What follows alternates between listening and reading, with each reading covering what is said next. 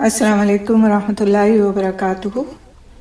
دعا کے ساتھ انشاءاللہ ہم شروع کرتے ہیں۔ نحمدہ و نصلی علی رسولہ الکریم، اما بعد فاعوذ باللہ من الشیطان الرجیم، بسم اللہ الرحمن الرحیم۔ رب اشرح لی صدری ویسر لی امری واحلل عقدۃ من لسانی یفقہوا قولی، ربنا زدنا علما، اللہم فقہنا فی الدین، ربی یسر ولا تعسر وتمم بالخیر۔ لاسٹ کلاس میں ہم نے سورہ بقرہ کی آیت نمبر 177 شروع کی تھی اور تقریباً آدھی آیت ہم نے پڑھی تھی، تو ایک مرتبہ اس کو پھر سے ریوائز کرتی ہوں اور پھر جہاں سے ہم نے چھوڑا تھا وہاں سے تفسیر شروع کریں گے۔ اعوذ باللہ من الشیطان الرجیم، بسم اللہ الرحمن الرحیم۔ لیس البر ان تولوا وجوہکم قبل المشرق والمغرب ولکن البر من آمن باللہ والیوم الآخر والملائکۃ والکتاب والنبیین وآتى المال على حبه ذوي القربى واليتامى والمساكين وابن السبيل والسائلين وفي الرقاب وأقام الصلاة وآتى الزكاة والموفون بعهدهم إذا عاهدوا والصابرين في البأساء والضراء وحين البأس أولئك الذين صدقوا وأولئك هم المتقون۔ نیکی یہی نہیں ہے کہ تم اپنے چہرے مشرق اور مغرب کی طرف پھیر دو، لیکن اصل نیکی اس کی ہے جو آدمی اللہ تعالیٰ پر، آخرت کے دن پر، فرشتوں پر، کتاب پر اور نبیوں پر ایمان لائے اور مال دے اس کی محبت کے باوجود رشتہ داروں، یتیموں، مسکینوں، مسافروں، سوال کرنے والوں اور غلاموں کو چھڑانے میں۔ تو یہاں تک ہم نے تفسیر کی تھی، غلاموں کو چھڑانے میں یہاں تک۔ اس سے آگے انشاءاللہ ہم چلیں گے اور وہ ہے ترجمہ آیت کا۔ اور نماز قائم کی اور زکوٰۃ ادا کی اور اپنے عہد کو پورا کرنے والے ہوں جب وہ عہد کریں، اور تنگ دستی، تکلیف اور لڑائی کے وقت صبر کرنے والے ہوں، یہی لوگ ہیں جنہوں نے سچ کہا اور یہی متقی لوگ ہیں۔ تو آج انشاءاللہ ہم یہاں سے اس کی تفسیر دیکھیں گے۔ وَأَقَامَ الصَّلَاةَ وَآتَى الزَّكَاةَ۔ نماز کے بارے میں جیسا کہ ہم نے پہلے بھی پڑھا اور اپنی پوری ایک ورکشاپ بھی کی تھی، اور اس میں دیکھا تھا کہ کس طرح نماز کی اہمیت ہے، نماز کو قائم کرنے کی، اور کس طرح نماز جو ہے وہ دین کا ستون ہے، اور سب سے پہلے انسان سے جس چیز کا سوال ہوگا وہ اس کی نماز ہوگی۔ تو اس کی مزید تفسیر انشاءاللہ دیکھیں گے۔ وَأَقَامَ الصَّلَاةَ، اور نماز قائم کی۔ تو نماز قائم کرنے سے مراد سنت رسول صلی اللہ علیہ وسلم کے مطابق پابندی سے نماز ادا کرنا ہے۔ کیسے ادا کرنا؟ سنت رسول صلی اللہ علیہ وسلم کے مطابق۔ کوئی بھی اپنے طریقے سے نماز پڑھتا ہے تو پھر وہ نماز قبولیت کے درجے میں نہیں آ سکتی۔ نماز کی قبولیت اور قائم کرنا کس بات کے ساتھ ضروری ہے؟ کہ وہ نبی صلی اللہ علیہ وسلم کی سنت کے مطابق ہو۔ اپنے طور طریقے پر سجدے کرنا، اپنے طریقے پر کھڑے ہونا، نیت باندھنا، جو بھی طور طریقے اپنے بغیر کسی دلیل کے اس کو مل گئے ہیں کرنے کے لیے، اور وہ اس طرح سے نماز کو پڑھتا ہے کوئی شخص، تو پھر وہ نماز قائم کرنے والی بات کے برابر نہیں ہو سکتی۔ نماز کو قائم کرنا کس طرح ہے؟ جس طرح آپ صلی اللہ علیہ وسلم نے نماز کو پڑھنے کے لیے اپنی امت کو طور طریقے سکھائے اور سمجھائے ہیں، اور صحابہ کرام رضی اللہ تعالیٰ عنہم اجمعین نے جس طریقے پر نمازوں کو پڑھا ہے اور جس طرح سے ان کو لوگوں کو سکھایا ہے۔ تو اگر اس طریقے پر نماز پڑھی جائے گی تبھی وہ اقامت الصلاۃ کے اکارڈنگ ہوگی، یعنی نماز کو قائم کرنے کے برابر ہوگی۔ وآتى الزکاۃ، اور زکوٰۃ ادا کی اپنے مال پر زکوٰۃ۔ تو یہاں پر جو بات کہی جا رہی ہے اور زکوٰۃ ادا کی، یعنی کہ پھر ان جن لوگوں کی یہاں پر کوالٹیز بیان ہو رہی ہیں کہ وہ کیا کیا کام کرتے ہیں، اور پھر آخر میں ان کے لیے کہا گیا کہ وہی پھر متقی لوگ ہیں جو یہ سارے کام کرتے ہیں۔ تو ان میں سے ایک بات کیا ہے کہ وہ اپنے مال کی زکوٰۃ ادا کرتے ہیں۔ تو اپنے مال پر زکوٰۃ واجب ہونے پر مستحق کو ادا کرنا، نماز اور زکوٰۃ افضل عبادات ہیں، انہی کے ذریعے سے ایمان کا وزن ہوتا ہے۔ یعنی اگر کوئی چاہتا ہے کہ اس کا ایمان پختہ ہو، اس کا یقین پختہ ہو اور اس کے ایمان کا ایک وزن ہو، تو پھر اس کے لیے ضروری ہے کہ وہ نماز کو رسول اکرم صلی اللہ علیہ وسلم کے طریقے پر ادا کرے، اور زکوٰۃ کو اس وقت ادا کرے جب اس پر وہ زکوٰۃ واجب ہوتی ہے، اور ان لوگوں کو ادا کرے جو اس کے مستحق ہیں۔ اور زکوٰۃ کن کو دی جائے گی یہ بھی قرآن حکیم میں ہم کو بتا دیا گیا، اور اسی طرح آگے انشاءاللہ بھی وراثت کی بات آئے گی، تو اس کے بھی جو حصے دار ہیں، یعنی جن کو وراثت جن میں تقسیم ہونا چاہیے، ان کے متعلق بھی قرآن حکیم نے ہم کو وضاحت سے بتا دیا۔ تو اس میں کسی انسان کی کوئی بات پھر رہ نہیں جاتی کہ اس کو یا اس کو یا اس کو، بلکہ قرآن نے خود اس کا فیصلہ کر دیا ہے کن کو زکوٰۃ دی جائے گی، کن کو وراثت دی جائے گی، اور یہ حصے اس طرح سے لگا دیے گئے کہ پھر یہ رہتی دنیا تک کے لیے انسان کے لیے ایک ایسا سبق ہے جس کو اس کو سیکھنا ہی سیکھنا ہے۔ اگر وہ مسلمان ہے، اگر وہ اپنے ایمان میں پختگی چاہتا ہے، اگر وہ اپنے ایمان کو وزندار بنانا چاہتا ہے، یعنی اس کی کوئی حیثیت ہو، اس کا کوئی، یہ نہیں کہ وہ 2 کلو اور 4 کلو والی وزن کی بات ہے، بلکہ اس کی ایک اہمیت ہو، ایسا ایمان اپنے دل میں پختہ کرنا چاہتا ہے کہ وہ پھر اہمیت کے ساتھ ہو، تو اس کو یہ سارے کام کرنے ہیں، نماز کا قیام، زکوٰۃ کی ادائیگی۔ پھر اگلی چیز کیا ہے؟ وَالْمُوفُونَ بِعَهْدِهِمْ إِذَا عَاهَدُوا، اور اپنے عہد کو پورا کرنے والے ہوں جب وہ عہد کریں۔ وہ جب عہد کرتے ہیں تو اس عہد کو پورا کرتے ہیں۔ وہ لوگ جو متقی ہیں وہ کیا کام کرتے ہیں کہ اپنے عہد کو پورا کرتے ہیں جب وہ عہد کر لیتے ہیں۔ تو عہد کی پابندی نیکی کا کام ہے۔ نبی کریم صلی اللہ علیہ وسلم نے فرمایا لا دین لمن لا عہد لہ، اس کا کوئی دین نہیں جو عہد کی پابندی نہیں کرتا، اور یہ احمد اور طبرانی اور ابن حبان کی روایت ہے۔ تو یعنی کہ دین کے پکا ہونے کے لیے عہد کی پابندی ضروری ہے، اس کا کوئی دین ہی نہیں، یعنی وہ شخص دین کے دائرے سے ایک طرح سے نکل جاتا ہے جو اپنے عہد کا پابند نہیں ہوتا۔ اللہ تعالیٰ یا خود بندے کی طرف سے لازم کیے ہوئے امر کا التزام کرنا عہد کہلاتا ہے۔ بس تمام حقوق، جو بھی حقوق اللہ ہیں اس میں داخل ہو جاتے ہیں، کیونکہ اللہ تعالیٰ نے اپنے بندوں پر ان کو لازم قرار دے دیا ہے، اور وہ اس انتظام کو قبول کر کے اس عہد میں داخل ہو گئے، اور ان کا ادا کرنا ان پر فرض قرار پایا۔ نیز اس عہد میں وہ حقوق العباد بھی شامل ہیں جن کو اللہ تعالیٰ نے اپنے بندے پر واجب قرار دیا ہے، اور اس میں وہ حقوق بھی شامل ہیں جن کو بندے اپنے آپ پر لازم قرار دے لیتے ہیں، مثلا کسی قسم کی نظر ماننا، نیاز ماننا۔ تو کوئی بھی اس طرح کی چیزیں جس کو انسان جس کے لیے عہد کرتا ہے، مثال کے طور پر کوئی عہد کرتا ہے اس بات کا کہ میں فلاں کام اگر میرا مکمل ہو گیا تو میں اللہ کے حضور اتنا صدقہ کروں گا، یا میں اتنی نمازیں پڑھوں گا، اتنے نوافل پڑھوں گا، اتنے روزے رکھوں گا، کچھ بھی اس طرح کی کوئی نظر مان لیتا ہے، تو پھر حالانکہ اس طرح کی نظر ماننا پسندیدہ نہیں ہے، صدقہ تو ہے، لیکن یہ اس طرح کی نظریں ماننا کہ جو انسان کے لیے پھر مشکل بن جائے، اس کو کرنا مشکل ہو جائے، تو ایسی نظر ماننے سے احتیاط کرنا چاہیے۔ 1000 نفل مان لیے، اب اس کے بعد پریشان ہو رہے ہیں وہ 1000 ہم کیسے پڑھیں؟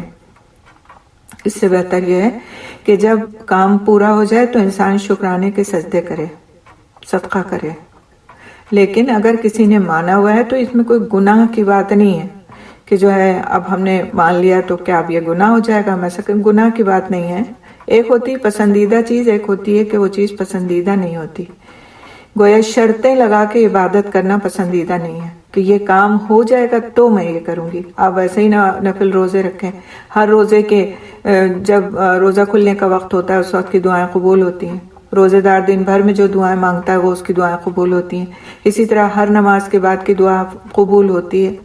تو اللہ سبحانہ تعالیٰ سے شرطیں لگانا کوئی پسندیدہ عمل نہیں ہے، لیکن اگر کسی نے کوئی نظر اس طرح کی مانی ہوئی ہے تو اس کو اپنی نظر پوری کرنی چاہیے۔ یہ نہیں کہ پھر اب ہم کیا کریں، اب اس کا کفارہ دے دیں، اب اس سے چھوٹ جائیں، اب یہ کر لیں، اب وہ کر لیں، بعد میں مسائل معلوم کرتے پھرتے ہیں، اور جس وقت مان رہے ہوتے ہیں اس وقت بالکل ہوش نہیں ہوتا کہ ہم کیا مان رہے ہیں جو ہمارے بس سے باہر ہے.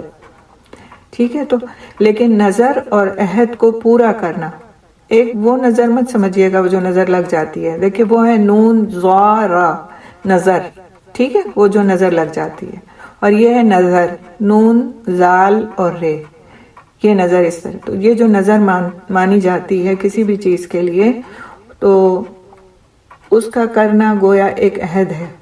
کس کے ساتھ؟ اللہ سبحانہ تعالیٰ کے ساتھ. اسی طرح سے انسان جب مسلمان ہو جاتا ہے، کلمہ لا الہ الا اللہ پڑھ لیتا ہے، تو وہ ایک طرح سے دین کے عہد میں داخل ہو جاتا ہے کہ اب اس سے جو کچھ کہا گیا ہے وہ اسے کرنا ہے، اور جو کچھ اس پر حرام کیا گیا ہے اس کو وہ اسے چھوڑنا ہے. تو کلمہ لا الہ الا اللہ محمد الرسول اللہ کا کہہ دینا، یہ بھی ایک عہد میں داخل ہو جانا ہے کہ میں اب اللہ کی بندگی اختیار کرتی ہوں، اور پھر میں وہی کروں گی جس کا میرا رب مجھے حکم دے گا، اور ان چیزوں کو میں چھوڑوں گی جس کا میرا رب مجھے چھوڑنے کا حکم دے گا. اسی طرح سے حقوق العباد بھی داخل ہیں اس میں، اس طرح کے جو عہد ہیں اس میں حقوق العباد یعنی اللہ تعالیٰ کے بندوں کے حقوق کو ادا کرنا. کیونکہ جب ہم مسلمان ہو گئے، جب ہم نے اسلام اور دین کے لیے اپنا سر خم کر دیا، تو ہمارے اوپر وہ ساری چیزیں کرنا لازم ہیں. عبادات میں بھی نماز کا پڑھنا، روزے کا رکھنا، زکوٰۃ کا ادا کرنا، حج کرنا، اسی طرح سے جو بھی عبادتوں کے طور طریقے ہمیں سکھائے گئے ہیں ان کے مطابق عمل کرنا. اس کے علاوہ بندوں کے حقوق ادا کرنا، والدین کے حقوق ادا کرنا، شوہر کے لیے بیوی کا حق ادا کرنا، بیوی کے لیے شوہر کا حق ادا کرنا، اسی طرح سے اپنے بچوں کے حقوق کو ادا کرنا، اپنے دوسرے رشتہ داروں کے حقوق کو ادا کرنا. یہ سب گویا اللہ سبحانہ تعالیٰ سے اس کیے گئے عہد کے بعد ضروری ہے جو ہم کلمے کی شکل میں کرتے ہیں. ٹھیک ہے، بظاہر تو ہم صرف ایک کلمہ پڑھتے ہیں، لیکن اصل میں یہ کیا ہے، یہ کلمہ کیا ہے؟ اللہ سبحانہ تعالیٰ کے ساتھ ایک عہد ہے کہ ہم کو آپ کی اطاعت اور بندگی منظور ہے. کا مطلب کیا ہے کہ اب وہ سارے کام ہمیں کرنا ہے جو آپ جس کا ہمیں حکم دیں گے. آپ دنیا میں دیکھیے کہ اگر کوئی کسی کے ساتھ کوئی کمٹمنٹ کرتا ہے، کسی کمپنی کے ساتھ کہیں بھی جا کر کے، کوئی باس ہے اس کا اور اس کے ساتھ اس کی کوئی کمٹمنٹ ہے کہ اتنے بجے آؤں گا اور اتنے بجے جاؤں گا اور اتنی تنخواہ ہوگی میری، تو کیا اس سے کوئی اختلاف کرتا ہے؟ یہ بھی تو ایک عہد ہے نا کہ ہم اتنی دیر اس کمپنی میں کام کریں گے، اتنی دیر آپ کے تحت رہ کر ہم کام کریں گے. تو یہ سارے عہد ہیں. اسی طرح سے جب ہم کلمہ پڑھ لیتے ہیں تو ہم ایک عہد کر لیتے ہیں، تو ان عہدوں کی پابندی ضروری ہے، اور اسی لیے عہد کی پابندی کو بہت زیادہ اہمیت دی گئی ہمارے دین میں.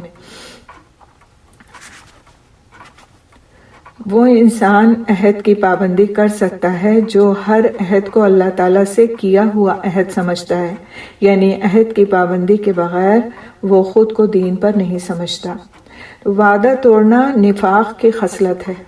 وعدہ توڑنا یا عہد توڑنا، وعدہ اور عہد ایک ہی بات ہے کہ کسی بات کا آپ عہد کریں یا کسی بات کا وعدہ کریں.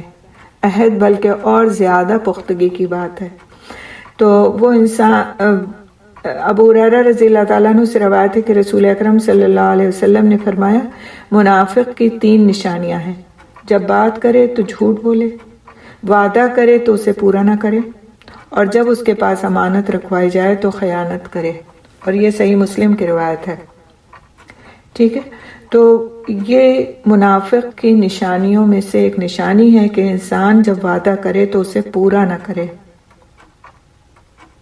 اب ہمیں سوچ لینا چاہیے کہ ہم بعض وقت بچوں سے چھوٹے چھوٹے وعدے کرتے ہیں. آپ نے یہ کام کر لیا، میں آپ کو یہ دوں گی. آپ نے ہوم ورک پورا کر لیا تو آپ کو چاکلیٹ دی جائے گی. آپ نے فلاں ایگزام میں اچھے نمبر لیے تو ہم آپ کو فلاں چیز دلائیں گے. اور اس کے بعد پھر جب بچے تقاضا کرتے ہیں تو ہم غائب ہو جاتے ہیں، بھول جاتے ہیں. یا بعض وقت اگر بچے بھی بھول جاتے ہیں تو ہمیں بھی یاد نہیں رہتا. تو اگر ہماری کسی چیز کو ان کو دینے کی نیت نہیں ہے یا صرف ہم ان کو بہلانے کی غرض سے ایسا کر رہے ہیں تو یہ وعدہ خلافی ہے، اور اس کو یہ نہیں سمجھنا چاہیے کہ معمولی درجے کی چیز ہے۔ وعدہ خلافی تو وعدہ خلافی ہی ہے، چاہے وہ چھوٹے پیمانے پہ کی جائے بڑے پیمانے پہ کی جائے۔ جس طرح شوہر اور بیوی کا جب ایک دوسرے کے ساتھ رہنے کا ایک عہد ہے نکاح کے طور پہ کہ وہ ایک دوسرے کے ساتھ رہیں گے، ایک دوسرے کو حقوق دیں گے ایک دوسرے کے، اور پھر وہ آپس میں ایک دوسرے کے حقوق کی حق تلفی کرتے ہیں تو وہ گویا وعدہ خلافی کرتے ہیں، ایک دوسرے کے ساتھ وعدہ خلافی کرتے ہیں۔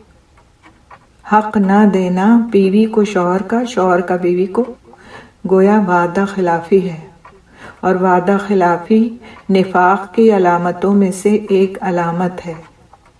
تو اگر کوئی منافق بننا چاہتا ہے یا اس کو اس نفاق کی خصلت پہ اطمینان ہے کہ اس سے کوئی فرق نہیں پڑتا، میں ہوں نام کی مسلمان، تو پھر اسے سوچنا چاہیے کہ اس کا ایمان کس درجے میں ہے۔ سیدنا انس رضی اللہ تعالیٰ عنہ نے بیان فرمایا کہ بہت کم ایسا ہوا کہ رسول اکرم صلی اللہ علیہ وسلم نے ہمیں خطبہ دیا ہو اور یہ نہ فرمایا ہو کہ خبردار اس کا کوئی ایمان نہیں جو امانت دار نہیں۔ غور سے سنیے گا، جو اس کا کوئی ایمان نہیں جو امانت دار نہیں، اور اس کا کوئی دین نہیں جو عہد کا پورا نہیں۔ کوئی دین نہیں اس کا، یعنی دین میں اس کا کوئی حصہ ہی نہیں جو عہد کا پورا نہیں۔ مشکات المصابیح کی حدیث ہے یہ۔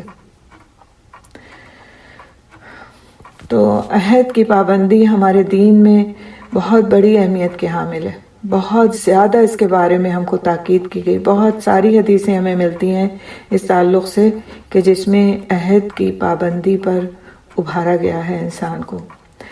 دور نبوی صلی اللہ علیہ وسلم میں عہد پورا کرنے کی جو مثالیں ہیں اس میں سے ایک مثال ہے کہ سیدنا حذیفہ بن یمان اور ابو حسیل دونوں جنگ بدر میں شمولیت کے لیے جا رہے تھے کہ راستے میں قریش مکہ کے ہتے چڑھ گئے اور انہوں نے ان سے عہد لے کر چھوڑا کہ وہ غزوہ بدر میں حصہ نہیں لیں گے۔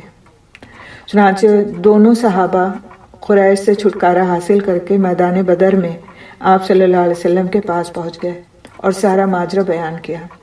اس وقت مسلمانوں کی تعداد بہت کم تھی، جیسا کہ ہم نے سیرہ میں پڑھا، کل 313 مسلمان تھے آلموسٹ، اور آپ صلی اللہ علیہ وسلم کو ایک ایک آدمی کی شدید ضرورت تھی، لیکن اس کے باوجود آپ صلی اللہ علیہ وسلم نے ان دونوں کو واپس چلے جانے کا حکم دیا اور فرمایا تم اپنا عہد پورا کرو، اللہ تعالی ہماری مدد کر دے گا۔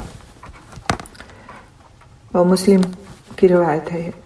تو سبحان اللہ، آپ دیکھیں کہ میدان جنگ تک سے ایک شخص کو واپس کر دیا جائے کہ نہیں جاؤ، تم نے عہد کر لیا تو اب اپنا عہد پورا کرو۔ اس سے بڑی اور کیا بات ہو سکتی ہے؟ ہماری زندگیوں میں کوئی اس سے بڑی بات ہو سکتی ہے کہ ہم عہد کریں اور پورا نہ کریں، وعدہ کریں اور اسے توڑ دیں اور برقرار نہ رکھیں۔ صلح حدیبیہ کے دوران ابو جندل زنجیروں میں جکڑے ہوئے قریش مکہ کی قید سے فرار ہو کر مسلمانوں کے پاس پہنچ گئے۔ ابو جندل نے اپنے زخم دکھا دکھا کر اپنا دکھڑا سنا کر التجا کی کہ خواہ کچھ بھی ہو ابو جندل کو اب کافروں کے حوالے نہ کیا جائے، لیکن آپ صلی اللہ علیہ وسلم نے محض ایفائے عہد کے خاطر، یعنی وعدہ پورا کرنے کے خاطر، ابو جندل کو کافروں کے سفیر سہیل بن عمر جو ابو جندل کا باپ تھا اس کے حوالے کیا۔ ابو جندل کو صبر کی تلقین کرتے ہوئے فرمایا کہ اللہ تعالیٰ تمہارے لیے کوئی اور راستہ نکال دے گا، اور یہ بخاری کی روایت ہے۔ آپ نے پڑھا تھا صلح حدیبیہ جب ہم پڑھ رہے تھے کہ اس میں ایک شرط یہ رکھی گئی تھی کہ اگر کوئی مسلمان کافروں میں سے نکل کے مسلمانوں کے پاس آ جائے گا تو مسلمان اسے واپس کر دیں گے، اور یہ عہد نامہ لکھا جا چکا تھا، یہ عہد نامہ لکھا جا چکا تھا۔ اب یہ نکل کے آئے کفار کے پاس سے، اور یہ مسلمان تھے اور ان کے ساتھ بہت زیادتی کر رہے تھے کافر، تو یہ نکل کے اس پہ آ گئے کہ شاید مسلمان ان کے ساتھ رحم کا معاملہ کریں اور ان کو بچا لیں۔ اگرچہ آپ صلی اللہ علیہ وسلم کے دل میں ان کے لیے بہت محبت تھی، بہت رحم تھا، لیکن چونکہ آپ وعدہ کر چکے تھے ایک بات کے لیے، لہٰذا آپ نے ان کو صبر کی تلقین کی اور ان کو واپس بھیج دیا۔ ہمارے ساتھ اس سے زیادہ تو سخت معاملات نہیں ہو سکتے نا۔ تو عہد کی اہمیت کو سمجھنا بہت ضروری ہے۔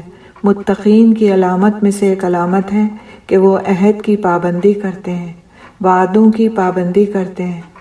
تو وعدے بہت سوچ سمجھ کے کرنا چاہیے۔ میں آپ سے وعدہ کرتی ہوں، میں آپ کی یہ بات کو بس اپنے تک رکھوں گی، کسی کو نہیں بتاؤں گی۔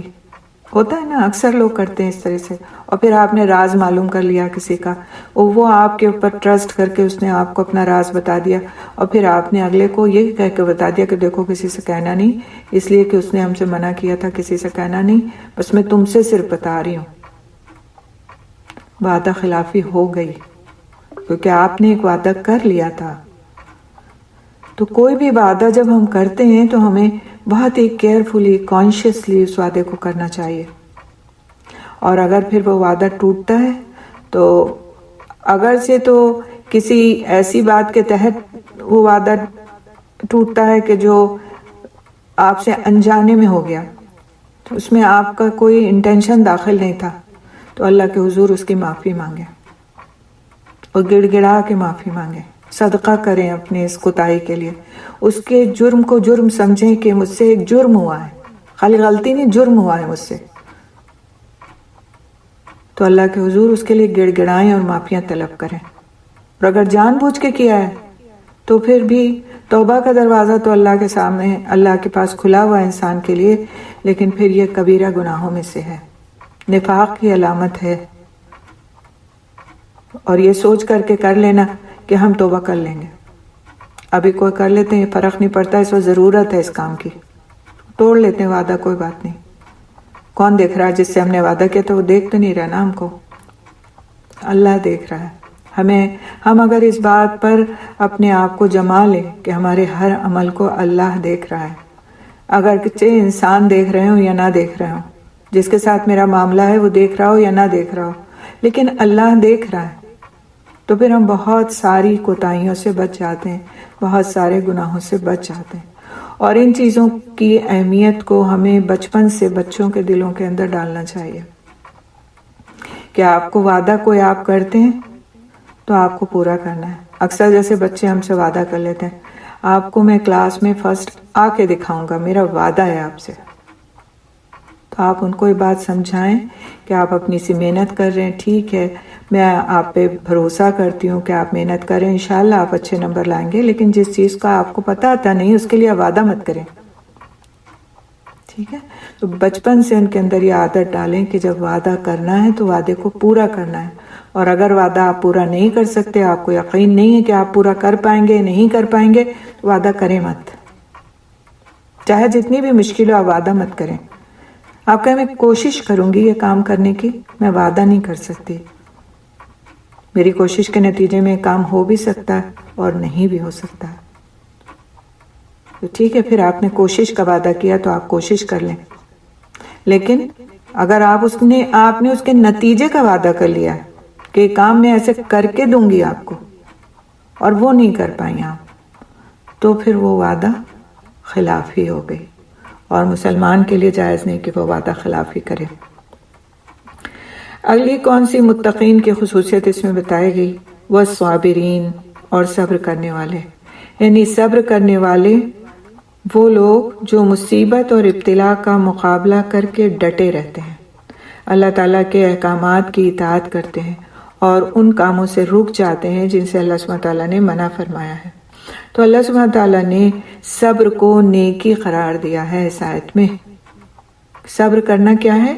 نیکی ہے، اور نیکی کی تو ہم سب کو تلاش رہتی ہے کہ کیسے ہم کو نیکی کا حصول ہو، کس طرح ہم نیکی کے حقدار بن جائیں، تو صبر کرنا نیکی ہے۔ ان اللہ مع الصابرین، ان اللہ یحب الصابرین، اللہ تعالیٰ صبر کرنے والوں کے ساتھ ہے، اللہ سبحانہ تعالیٰ صبر کرنے والوں سے محبت فرماتا ہے۔ دنیا میں ساری محبتوں کے ہمیں تلاش ہوتی ہے نا، یہ فلاں ہم سے محبت نہیں کرتا، اور مجھے کتنی تمنا ہے کہ فلاں مجھ سے محبت کرے، بچوں کو والدین سے، والدین کو بچوں سے، ان لاس کو بہوؤں سے، بہوؤں کو ان لاس سے، کتنی ہوتی ہے نا کہ ان کے اندر تو ہماری محبت ہی نہیں، ان کے لیے تو میں نے اتنی قربانیاں دی، اس کے باوجود ان کی محبت نہیں حاصل کر سکی۔ تو یہ ساری شکایتیں یہاں جب ہم یہ آیت پڑھ لیتے ہیں تو ہمارا دل ٹھنڈا ہو جاتا ہے کہ صبر کرنے والوں سے اللہ سبحانہ تعالیٰ محبت فرماتے ہیں۔ تو ہمیں دیکھنا کیا ہے کہ ہمارے اندر صبر ہے کس درجے کا، کیا ہم واقعی صبر کرتے ہیں یا خالی زبانی صبر کرتے ہیں؟ صبر وہ ہے جو پہلے مرحلے پر کیا جائے، جس وقت کسی کی بات نے ہمیں ہرٹ کیا ہے اس وقت ہم چپ کر جائیں اور اپنے دل میں یہ کہہ لیں کہ یہ صرف اللہ کے خاطر ہے، صرف اللہ کے خاطر۔ آپ دیکھیں دل ٹھنڈا ہو جائے گا، جو زبان سے نکلنے والے برے الفاظ ہیں وہ دم توڑ جائیں گے، زبان خاموش ہو جائے گی اگر ہم اپنے دل کو یہ سمجھا لیں کہ یہ جو کچھ اس وقت میں کرنے لگی ہوں، خاموشی کا راستہ اختیار، وہ صرف اللہ کے خاطر ہے۔ تو اللہ تعالیٰ فرشتوں سے ہماری مدد کرتے ہیں صبر کرنے پر۔ اور قرآن حکیم میں 285 بار تقریباً یہ سواد 12 کی روٹ سے جو لفظ بنا ہے صبر آیا ہے، بلکہ اس سے بھی زیادہ میرے خیال سے، مجھے صحیح نمبر نہیں یاد آ رہا اس وقت، لیکن بہرحال اتنی زیادہ تعداد میں اس لفظ کا اعادہ کیا گیا، دہرایا گیا ہے اس لفظ کو مختلف صورتوں میں۔ تو اس لفظ کی کتنی اہمیت ہے اللہ سبحانہ تعالیٰ کے نزدیک، اس کو انسان سمجھ نہیں سکتا، کیونکہ اس کا کرنا بہت مشکل کام ہے۔ صبر کا کرنا کوئی آسان کام نہیں ہے، بہت مشکل کام ہے، اور اسی لیے اللہ سبحانہ تعالیٰ نے اس کا اجر اتنا زیادہ رکھ دیا ہے کہ انسان اگر اس اجر کو سوچ لے تو وہ مشکل آسان ہو جاتی ہے۔ آپ دیکھیں کہ جو بچے ہمارے اسکولوں میں پڑھتے ہیں وہ راتوں کو جاگ جاگ کر پڑھ رہے ہوتے ہیں۔ ہائی اسکول بورڈ کے جب ایگزامس آتے ہیں ان کی حالتیں کیا ہو جاتی ہیں، نہ ان سے کھانا کھایا جاتا ہے، نہ ان سے کہیں گھومنے کے لیے کہیں جانے کے لیے کہو تو وہ بالکل تیار نہیں ہوتے کہ ہمیں نہیں جانا، ہمیں پڑھنے دیں، ہمیں پڑھنے دیں۔ یہ محنت کس لیے وہ کر رہے ہوتے ہیں؟ اس لیے کہ انہیں اس بات کی امید ہوتی ہے کہ اس محنت کے نتیجے میں انہیں اس کا بہترین رزلٹ ملے گا، اور اگر یہ محنت نہیں کی تو پھر خدا نخواستہ فیل ہونے کے بھی چانسز ہیں۔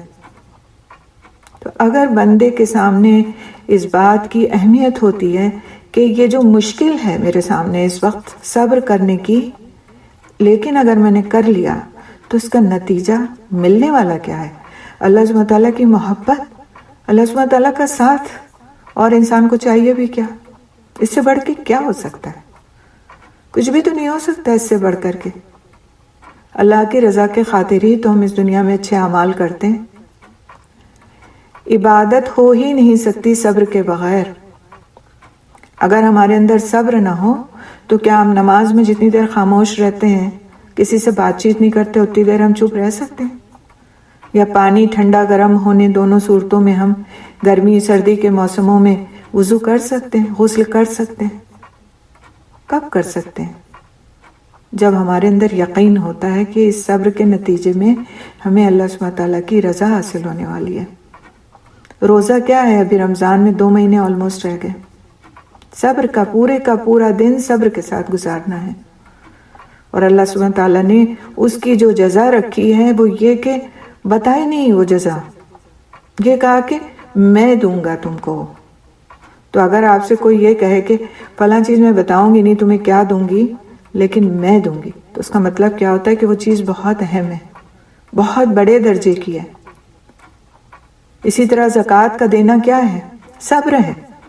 پیسے کی محبت کے باوجود اللہ کی رضا کے لیے اپنے صاف ستھرے اچھے مال میں سے مال کو نکال دینا، خواہ وہ 2.5% ہی صحیح، لیکن اس کا بھی نکالنا دل تنگ پڑنے لگتا ہے۔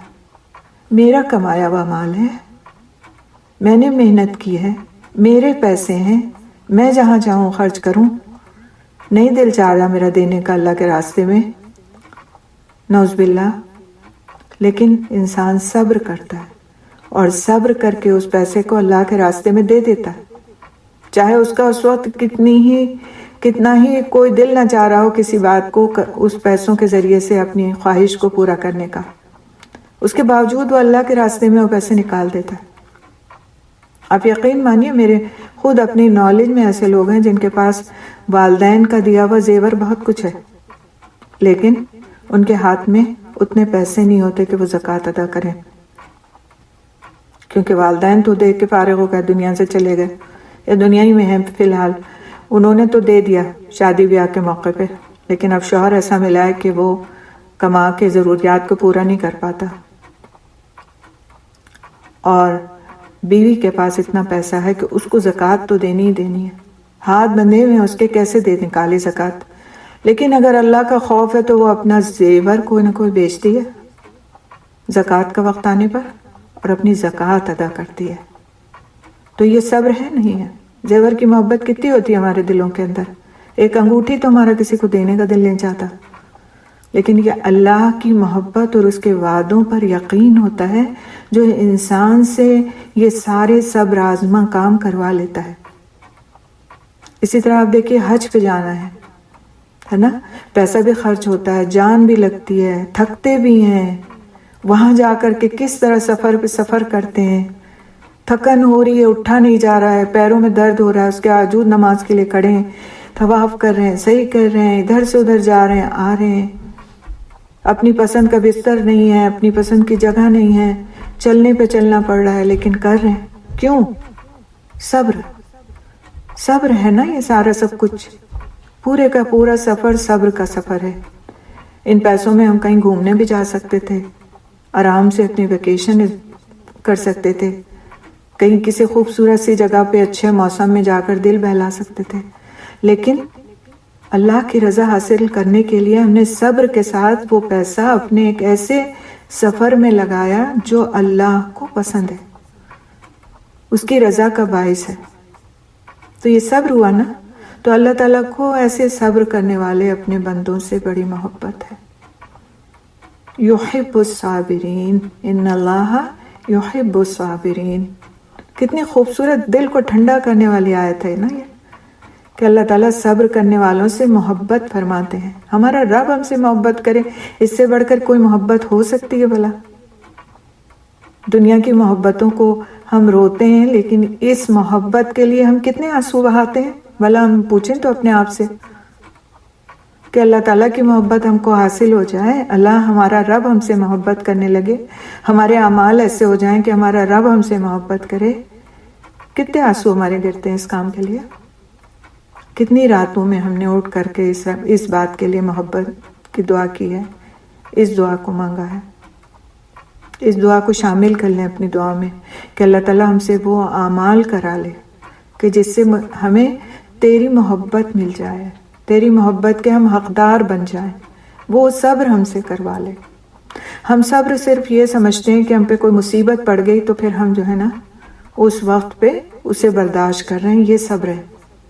یقیناً وہ بھی صبر ہے کہ مصیبت پڑ جائے تو انسان اس وقت پہ ہائے ویلا کرنے کے بجائے صبر سے کام لے، اللہ کی طرف رجوع کرے، اس سے مانگے۔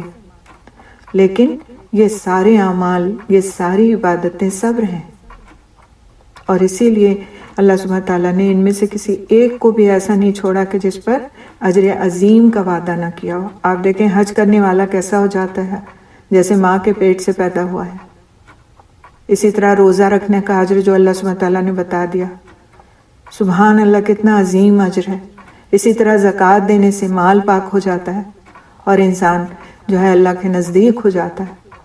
اسی طرح نماز پڑھنے والا ہر نماز کے بعد گناہوں سے پاک صاف ہو جاتا ہے، اگر اس نے اخلاص کے ساتھ اور سنت نبی صلی اللہ علیہ وسلم کے مطابق پڑھی ہے وہ نماز۔ تو سبحان اللہ، اللہ سبحانہ تعالیٰ نے ہمیں کہیں بھی ایسے نہیں چھوڑا کہ جو ہمیں اجر نہ بتایا ہو کہ تمہارے لیے تم کرو گے صبر تو یہ اجر ہے، عبادتوں کے معاملے میں صبر کرو گے تو یہ اجر ہے، رشتہ داریوں کے معاملے میں لوگوں کے معاملے میں صبر کرو گے تو تمہارے لیے یہ اجر ہے۔ آپ دیکھیں ابھی ہم نے پچھلی کلاس میں پڑھا کہ بیواؤں اور مسکینوں کی مدد کرنے والا گویا ایسا ہے کہ وہ اللہ کے راستے میں جہاد کرنے والا ہے۔ کیسی کیسی تمنائیں ہم کرتے ہیں نا، ہمیں موقع ملے تو ہم جہاد کریں، تو یہ سب یہ جہاد میں شامل ہے کہ بیواؤں اور مسکینوں کی انسان مدد کرے۔ اسی طرح سے رشتہ داروں کے ساتھ سلوک کرنے والے کی اہمیت بتائی گئی کہ اگر کوئی قطع تعلقی کرتا ہے، قطع رحمی کرتا ہے، تو اس کے اعمال اللہ سبحانہ تعالیٰ کے یہاں قبول نہیں۔ تھوڑا سا زوم پہ چیک کر لیجیے، کچھ ڈسٹربنس آ رہی ہے بہت زیادہ۔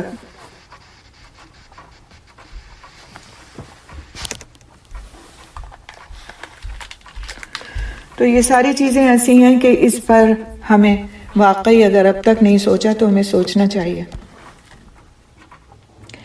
وفی الباسائی، اور آگے ہم چلتے ہیں، والصابرین وفی الباسائی، تنگ دستی میں۔ تو اس سے مراد فقر کی شدت اور تنگ دستی ہے۔ جو فقر اور تنگ دستی میں صبر کرتے ہیں، کیونکہ اس کی وجہ سے انسان جسمانی اور روحانی طور پر تکلیف میں رہتا ہے۔ جب گھر والے بھوک کا شکار ہوں اور لوگ نعمتوں سے فائدہ اٹھائیں تو اسے تکلیف ہوتی ہے۔ جب وہ اپنے گھر والوں کو لباس نہیں فراہم کر سکتا تو موسم کے سرد و گرم کی وجہ سے تکلیف ہوتی ہے۔ اللہ سبحانہ تعالیٰ سے ثواب کی امید کے ساتھ ان پر صبر کرنے کا حکم دیا گیا ہے۔ کن کن حالات میں انسان صبر کرے گا؟ والصابرین فی الباساء، تکلیف دہ حالات میں صبر کرنے والا۔ دنیا اچھے سے اچھا پہن رہی ہے، اچھے سے اچھا کھا رہی ہے، ہمارے گھر میں جو ہے صرف روٹی ہے، پانی ہے، یا وہ بھی بعض وقت نہیں ہے، تو ان حالات میں اپنے سے زیادہ انسان کو ان لوگوں کی فکر ہوتی ہے اور انہیں دیکھ کے تکلیف ہوتی ہے کہ جن کی راحت کا وہ سامان کرنا چاہتا ہے اور نہیں کر پا رہا ہوتا۔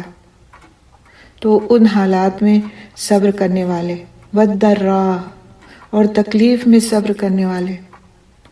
تو یہاں پر الضراء سے مراد نقصان اور بیماری ہے۔ اس میں ہر قسم کی بیماریاں آ جاتی ہیں۔ انسان کمزور ہے، جسم تکلیف محسوس کرتا ہے، اگر بیماری طویل ہو جائے تو اللہ تعالیٰ سے ثواب کی امید کے ساتھ صبر کرنے کا حکم ہے۔ یعنی ایک رویہ یہ ہوتا ہے کہ معمولی سے سر میں درد بھی ہے لیکن پورا گھر سر پہ اٹھا ہوا ہے کہ ہمارے سر میں درد ہے، ہمارے سر میں درد ہے۔ اور ایک رویہ یہ ہوتا ہے کہ کسی کو پتہ ہی نہیں چلتا کہ ہم کو ہو کیا رہا ہے،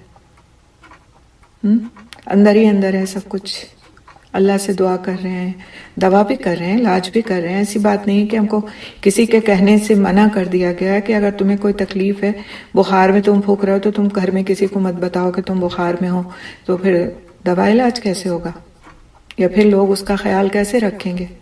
لیکن ایک ہوتا ہے کہ ہم گھر اٹھا لیتے ہیں سر پہ، وہ غلط طریقہ ہے۔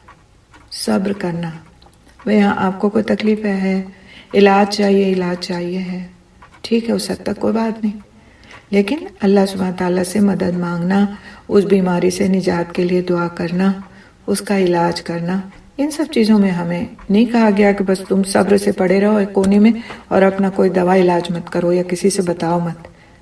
کسی ایسے شخص سے بتانا جو اس کا حل کر سکے، اس میں گناہ کی بات نہیں ہے، لیکن دنیا بھر میں بخان کرنا تو پھر وہ صبر کے اجر سے تو انسان نکل جائے گا، کیونکہ بیماری تو وہ چیز ہے کہ اگر کسی کے اوپر مانگنا تو نہیں چاہیے، لیکن اگر کسی پہ آتی ہے تو اللہ سبحانہ تعالیٰ اس کے ذریعے سے اس کو گناہوں سے پاک صاف کر دیتے ہیں۔ لا باس الا طہور، یعنی کہ کوئی بیماری ایسی نہیں کہ اس کے ذریعے اس کے بعد پاکیزگی نہ حاصل ہو جائے انسان کو۔ تو یہ تو اللہ کا کرم ہے۔ اگر کوئی اس طرح کی بات ہوتی ہے، جیسے اب سردیوں کا موسم میں بعض نزلہ زکام ہو جاتا ہے، بعض کھانسی ہو جاتی ہے، بعض ہوا لگ گئی، کوئی اور بیماری کھڑی ہو جاتی ہے، تو انسان اس کو صبر کے ساتھ گزارے، دوا علاج کرے ضرور کرے، لیکن اس پہ ہائے ویلا نہیں کرے، میرے ساتھ ایسا کیوں ہو گیا، مجھے کو ہر سال ہو جاتا ہے نزلہ، باقی سب گھوم رہے ہیں، میں نے کھائی یہ چیز تو مجھے ایسے ہو گیا، باقی سب کو کچھ کیوں نہیں ہوتا۔ تو یہ شکوے شکایات ایک مسلمان کی شان نہیں ہے۔ جو بھی ہوا ہماری بہتری کے لیے ہوا، بخار ہوا تو ہمارے گناہ دھل گئے، سر درد ہوا تو ہمارا سر گناہوں سے پاک ہو گیا، ٹھیک ہے۔ کوئی بھی تکلیف جو آتی ہے، مسلمان کو اگر ایک کانٹا بھی چبھتا ہے تو اللہ سبحانہ تعالیٰ کے ہاں اس کا اجر ہے اس کے لیے، اس لیے، لیکن کس کے لیے؟ جو یہ سمجھتا ہے کہ یہ میرے رب کی طرف سے جو تکلیف آئی ہے اس میں میرے لیے خیر ہے، اور جو اس پر ہائے والا کرتا ہے پھر اس کا اجر کیا ہوگا یہ تو اللہ ہی کو بہتر معلوم ہے۔ تو یہاں پر جو حکم دیا جا رہا ہے وہ یہ کہ اللہ تعالیٰ سے ثواب کی امید کے ساتھ صبر کرنے کا حکم ہے. وحین الباس، اور کس وقت صبر کیا جائے؟ لڑائی کے وقت. یہاں پر الباس سے مراد لڑائی اور اس کی شدت ہے، یعنی ان دشمنوں سے لڑائی کے وقت جن سے لڑنے کا حکم دیا گیا ہے، کیونکہ صبر و استقلال سے جمع مردی کا مظاہرہ نفس انسانی کے لیے نہایت گراں بار ہے، اور انسانی قتل ہونے، زخمی ہونے، انسان جو ہے وہ قتل ہونے، زخمی ہونے یا قید ہونے سے بہت زیادہ پریشان ہوتا ہے، گھبراتا ہے. بس وہ اس صورت میں اللہ تعالیٰ پر ثواب کی امید رکھتے ہوئے صبر کرنے کا سخت محتاج ہے. یعنی جس وقت جنگ کے حالات میں انسان پر کوئی سختیاں آئیں، مصیبتیں آئیں، پریشانیاں آئیں، اس وقت انسان صبر کا مظاہرہ کرے تو اللہ سبحانہ تعالیٰ کے نزدیک اس کی بڑی اہمیت بھی ہے اور اس کے لیے بہت زیادہ اجر بھی ہے.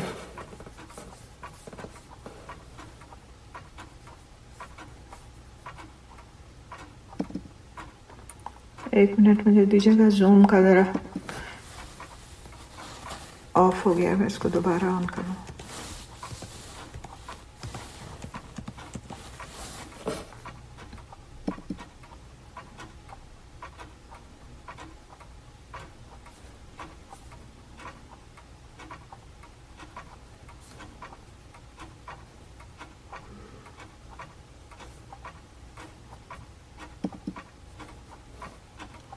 اس گوگل پہ آپ لوگ ایک منٹ مجھے دیجیے گا.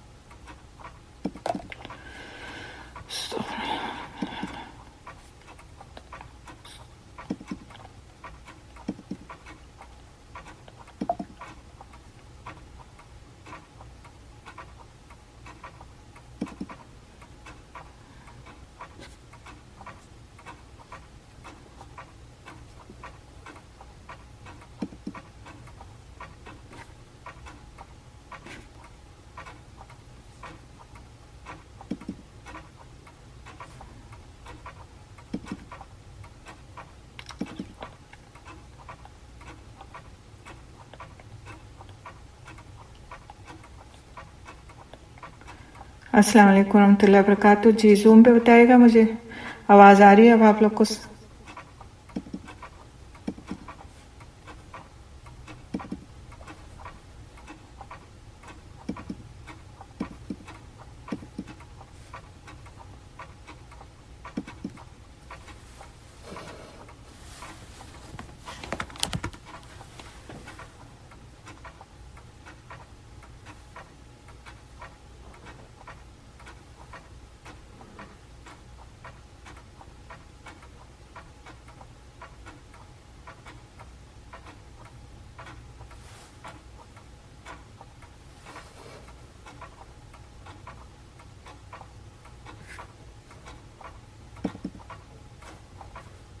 السلام علیکم ورحمۃ اللہ وبرکاتہ. اب آپ بتائیں دونوں طرف سے مجھے آواز صحیح آ رہی ہے؟ وعلیکم السلام. بہت دیر سے آپ کی آواز چلی گئی، میں بھی کچھ نیٹ ورک ڈراپ ہوا تھا. الحمدللہ اب آپ کی آواز کلیئر آ رہی ہے. الحمدللہ. آپ لوگ بھی بتائیے گا آواز کلیئر ہے گوگل پہ؟ الحمدللہ. جی ڈراپ ہو گیا تھا بیچ میں. الحمدللہ. اعوذ باللہ من الشیطان الرجیم، بسم اللہ الرحمن الرحیم۔ تو ہم لوگ یہ پڑھ رہے تھے کہ یہ جو بات کہی گئی والصابرین فی الباساء والضراء وحین الباس، تو وہ لوگ کن کن باتوں پر صبر کرنے والے ہوتے ہیں؟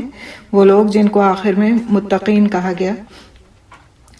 تو لوگ تنگ دستی میں، پریشانیوں میں، تکلیف کے وقت، بیماریوں میں اور لڑائی کے وقت یعنی جہاد کے وقت ہر بات میں صبر کرنے والے ہوتے ہیں۔ زندگی کے مختلف فیزز کے آنے پر وہ اللہ سبحانہ تعالیٰ کی محبت کے لیے، محبت کے حصول کے لیے صبر کرتے ہیں۔ اب ان کے لیے آخر میں جو بات کہی جا رہی ہے وہ یہ کہ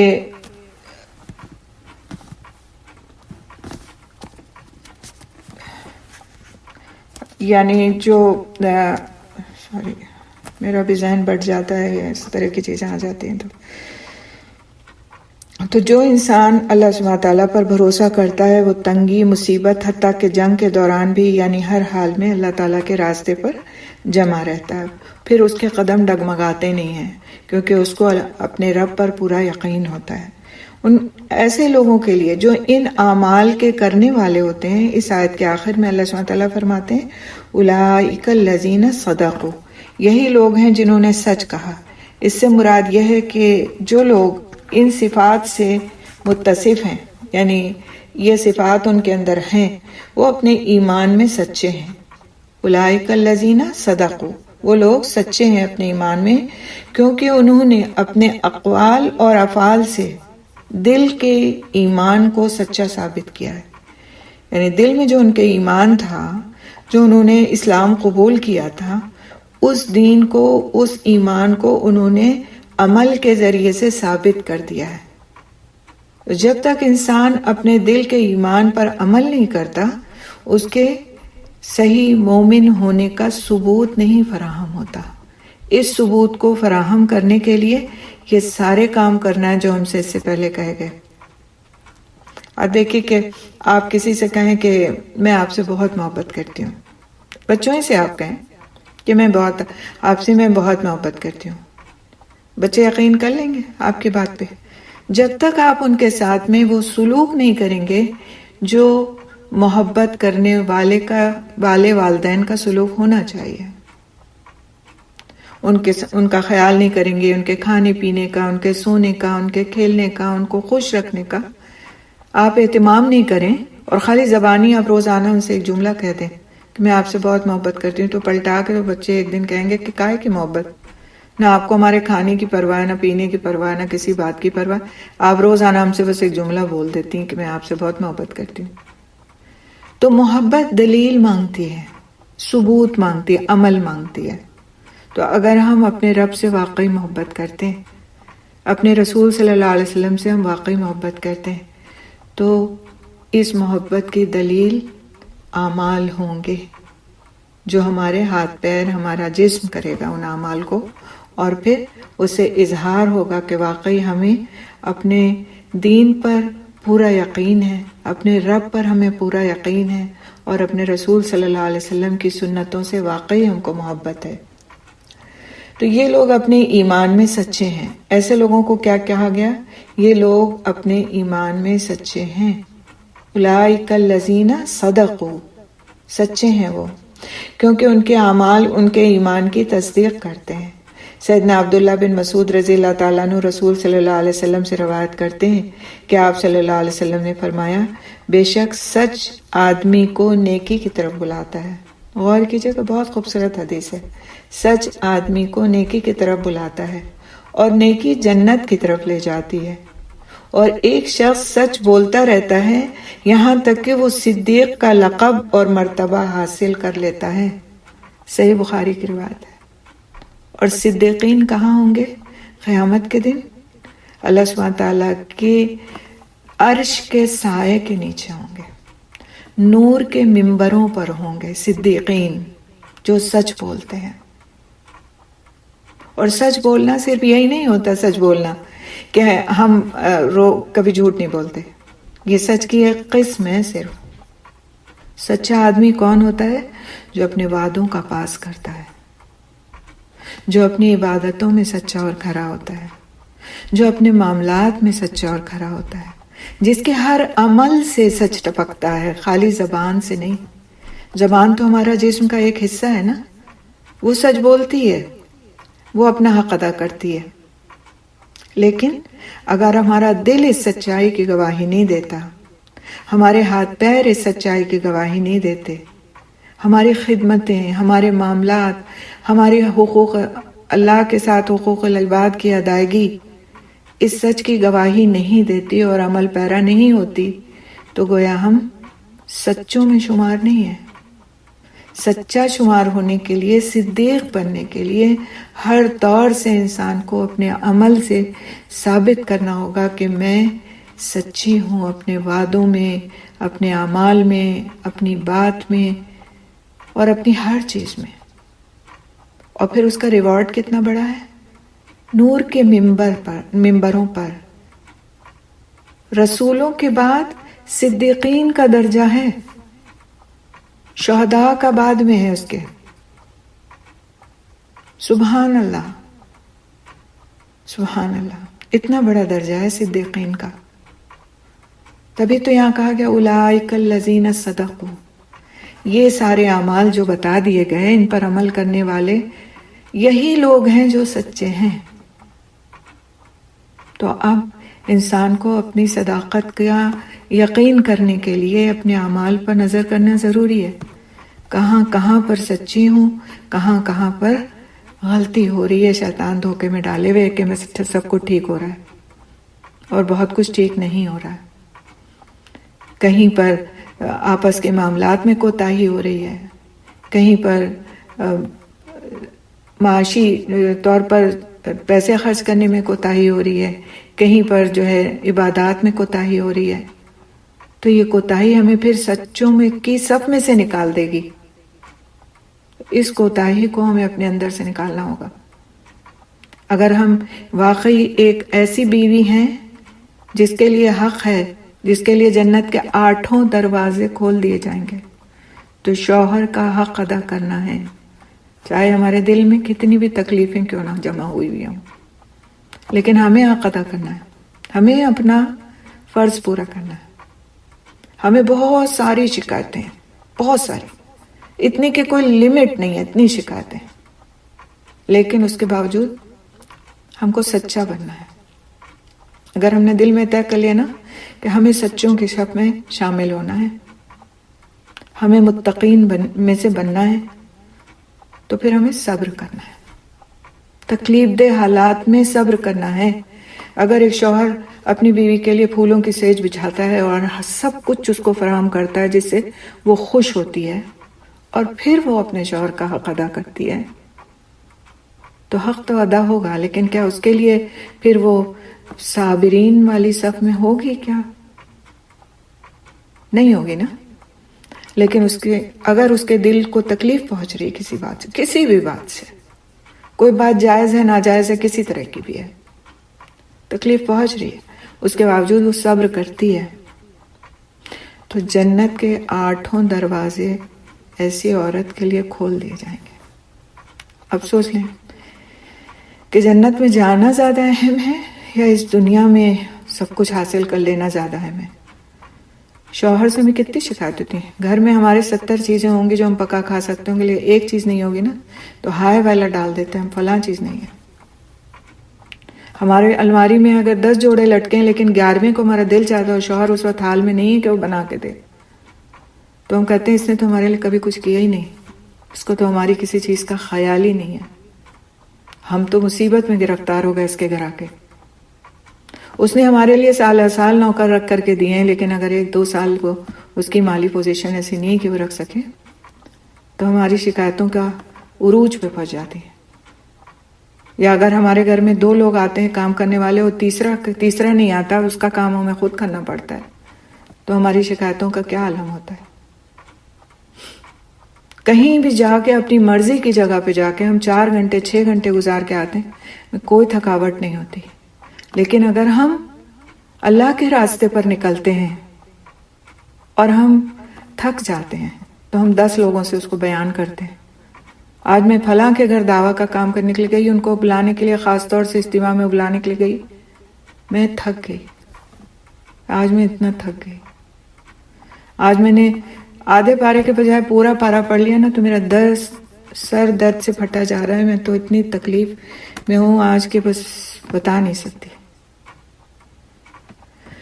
کیا کیا قصے اور کیا کیا باتیں ہماری زبانوں سے نکلتی ہیں ہمیں اس کا احساس نہیں ہوتا. یہ عام روزمرہ کے بول چال ہے جو ہم سنتے رہتے ہیں. اور پہلے ہماری زبانوں سے بھی اس طرح کی چیزیں نکلتی تھیں, اللہ میں معاف کر دے. لیکن جب ایک بات ہم کو سمجھ آ گئی کہ صبر کرنے کا اجر کیا ہے, اور صبر اصل میں وہ ہے جو پہلے مرحلے پہ کیا جائے, جس وقت تکلیف اپنے عروج پہ ہو اس وقت کیا جائے, اور زبان کو اپنی بند رکھا جائے, وہ صبر ہے. اور یہ بات سائنٹیفکلی پروون ہے کہ اگر آپ کو کوئی بات بری لگ جاتی ہے اور آپ صرف 3 منٹ خاموش رہتے ہیں تو آپ قابو پا لیتے ہیں اپنے آپ کو. فوری ریئیکشن دینے سے اپنے آپ کو قابو کر سکتے ہیں. آپ 3 منٹ چپ رہ جائیں, آپ دیکھیں آپ کا مائنڈ چینج ہو جائے گا. اور ہم کو تو بہت ساری چیزیں بتائی گئیں. اعوذ باللہ, ابھی ہم نے پوری ورکشاپ کی اعوذ باللہ من الشیطان الرجیم, کھڑے ہوں تو بیٹھ جائیں, بیٹھے ہوں تو لیٹ جائیں, وضو کر لیں, پانی پی لیں, کتنی چیزیں بتائی گئیں. لیکن کچھ یاد ہی نہیں رہتا جب اپنا معاملہ آتا ہے تو دوسروں کو ہم بتانے بیٹھ جاتے ہیں کہ آپ ایسا کر لیں ویسا کر لیں, مجھ سمیت. میں اپنے آپ کو بھی شامل کروں گی اس میں. لیکن ہمیں کوشش کرنا چاہیے, پھر اس ایک وقت میں عادت بن جاتی ہے. ابھی تھوڑے دن پہلے بلکہ کل پرسوں کی بات ہے, کسی بات میں مجھے بہت شدید غصہ آیا اپنے بیٹے کے اوپر. میں نے سوچا کہ میں اس کو بس ابھی بہت جھاڑ کے میسج لکھوں. پھر میں رک گئی. میں نے کہا نہیں, اس وقت میسج کا جواب نہیں دینا اس وقت میسج کا جواب.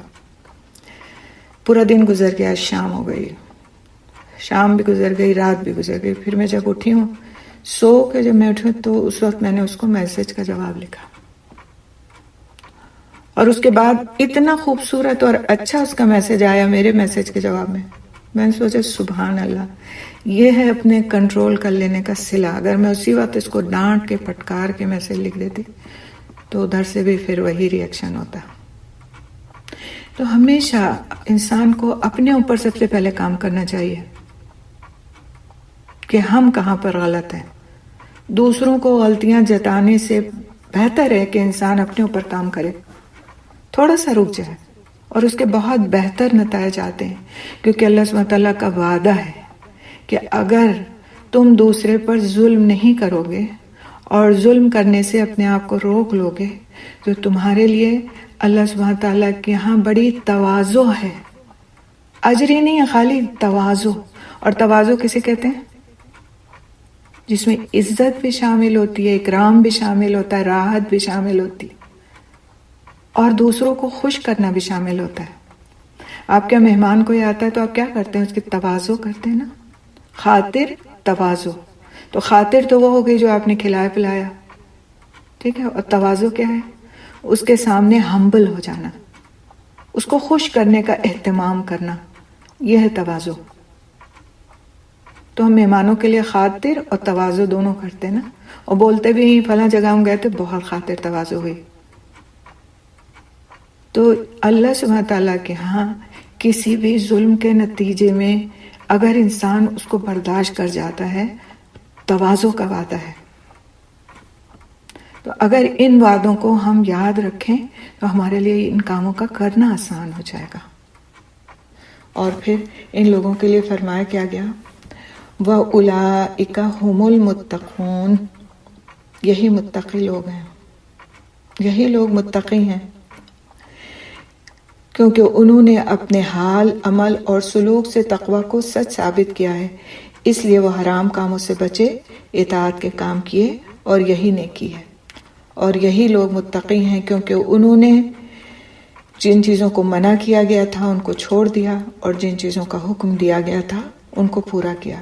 سیدنا ابو ہریرہ رضی اللہ تعالیٰ عنہ سے روایت ہے کہ رسول اکرم صلی اللہ علیہ وسلم نے فرمایا, اللہ تعالیٰ تمہارے جسموں اور تمہاری صورتوں کو نہیں دیکھتا بلکہ وہ تمہارے دلوں اور عملوں کو دیکھتا ہے. صحیح مسلم کی روایت ہے. مجاہد رحمۃ اللہ علیہ فرماتے ہیں کہ بھلائی یہ ہے کہ اطاعت کا مادہ دل میں پیدا ہو جائے, اطاعت کا مادہ دل میں پیدا ہو جائے، فرائض پابندی کے ساتھ ادا ہوں اور انسان تمام بھلائیوں کا عامل ہو۔ حق تو یہ ہے کہ جس نے اس آیت پر عمل کر لیا، جس نے اس آیت پر عمل کر لیا، اس نے کامل اسلام پا لیا اور دل کھول کر بھلائی سمیٹ لی۔ ابن کثیر اس کی تفسیر اس طرح سے کرتے ہیں۔ کس طرح؟ جس نے اس آیت پر عمل کر لیا اس نے کامل اسلام پا لیا اور دل کھول کر بھلائی سمیٹ لی۔ اب آپ دیکھیں کہ ہم نے صرف 2 گھنٹے میں پچھلے کلاس میں اور اس کلاس میں اس آیت کی تفسیر پڑھی۔ آپ سوچیں گے کہ ایک آیت کی تفسیر میں 2 گھنٹے لگا دیے انہوں نے، ہے نا؟ آتا ہے کہ ہم تو اتنا کچھ بھی پڑھ سکتے تھے اتنی دیر میں، لیکن اس آیت کو اتنا کچھ سمجھنے کے لیے 2 گھنٹے حقیقت میں ناکافی ہیں۔ بہت ساری چیزیں اور تھیں کہنے کی جو رہ گئیں، لیکن الحمدللہ یہ آیت مکمل ہوئی، اور اس کو آپ 1 سے 2 دفعہ ضرور سنیں۔ پوری آیت آپ کی دونوں ریکارڈنگ سے انشاءاللہ تعالیٰ پہلی والی پوسٹ کر دی گئی ہے اور دوسری بھی ہو جائے گی۔ دونوں کو ایک وقت میں ملا کر کے اچھی طرح آیت کو سامنے رکھ کے، ترجمے کو سامنے رکھ کر کے اس کو سنیں اور پھر دیکھیں اس میں سے کیا کیا میرے پاس ہے، کیا کیا میں کر رہی ہوں، کہاں کہاں لیک ہو رہا ہے، کہاں کہاں کمی ہو رہی ہے، اور کہاں کہاں میں صدیق نہیں بن پا رہی، کہاں متقین میں سے میں خارج ہوئی جا رہی ہوں، کہاں پر مجھ سے غلطی ہو رہی ہے۔